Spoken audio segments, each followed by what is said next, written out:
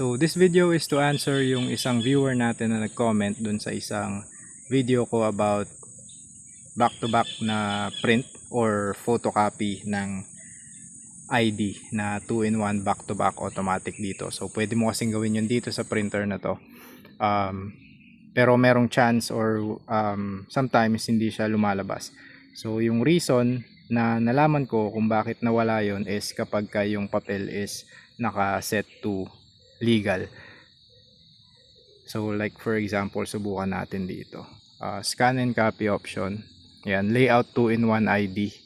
Pag in-okay mo siya, pwede mo siyang 2-in-1 ID vertical.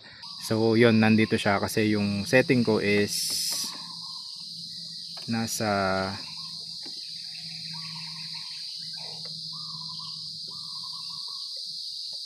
letter. Ayan. So letter yung nakaset. So kapag kapapalitan natin siya, for example legal, paper size niya yan is legal na yun. Nakita niyo yung asterisk dito, meaning naka-legal siya niyan.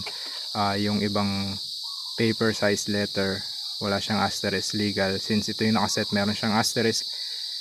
Executive, other sizes na yan, hindi ko alam kung anong specific size sila, pero sa Pilipinas naman kasi it's either A4, folio, legal, o kaya yung letter. So yan, pero again nakaset to niyan sa legal. So pagka binalik natin siya and then hinanap natin ulit dun sa scan and copy,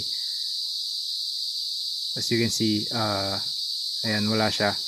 Yung mga option lang is quality, paper type, paper size, enlarge, reduce, density, remove background color, stock or sort, and then balik siya sa quality. So nawala yung 2-in-1 na ID. So para mabalik yon, kailangan lang nating ilagay sa menu, general setup, paper size, and then yung legal gawin natin ulit ng letter, arrow up and down lang, then okay to select. Tapos yung paper size niya, ayan, naka letter na siya ulit. Pagka in-exit natin siya dito, scan and copy option, ayan, nandun na siya ulit. So hindi na siya nag-start agad sa quality, nandun na ulit yung layout na 2-in-1 ID na naka-off, and then 2-in-1 ID vertical, horizontal, and ito hindi ko alam yung ibang option dito, pero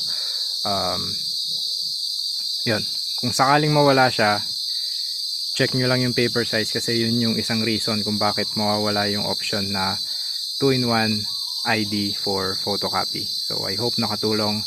Like and subscribe for more videos like this. Thank you.